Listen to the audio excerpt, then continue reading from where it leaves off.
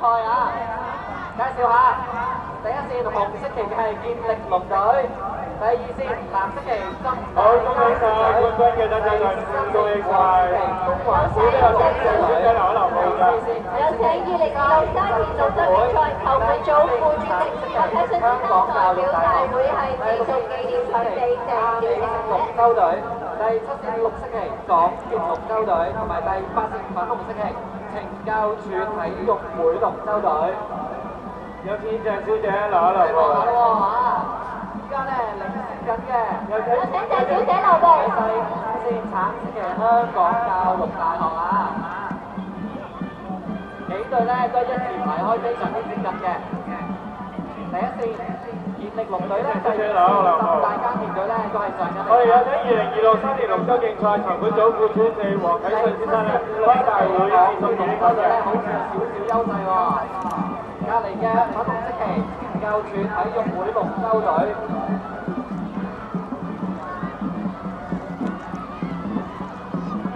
大家幫可以幫忙睇下咧，邊一隊領先緊啊？手不難解啊！第5線橙色旗嘅香港教育大學咧，仍然好似有少少優勢喎。綠色旗港鐵龍舟隊有3隊啊嚇，佢哋係第7同埋第8咧，都係旗鼓相當嘅。進入最後一段路啦嚇！港鐵龍舟隊好似領先緊嘅喎，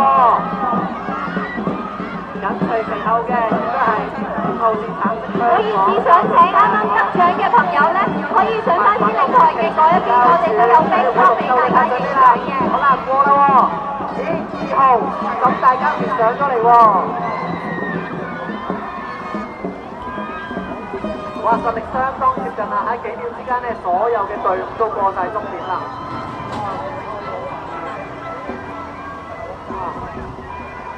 好精彩啊！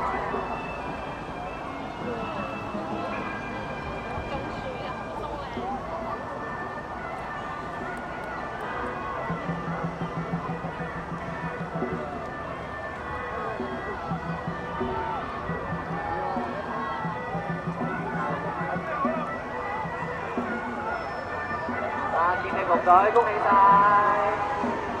大家都經過呢度啦，浸大耕田隊。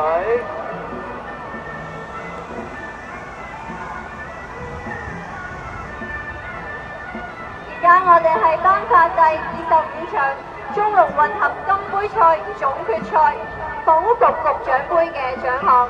我哋有請以下嘅嘉賓一齊嚟幫我哋頒發獎項。我哋恭請房屋局局長何永賢太平紳士，並由沙田民政事務專員李海倫太平紳士、沙田鄉事委員會主席莫錦貴議員 BBS、沙田體育會會長魏國雄 MCS 太平紳士、沙田體育會主席何一鳴主席，以及2026沙田龍舟競賽委員會主席蔡嘉敏小姐蔡主席一齊嚟頒發我哋房屋局局長杯嘅獎項。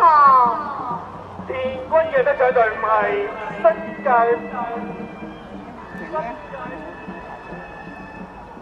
新界北總區龍舟隊。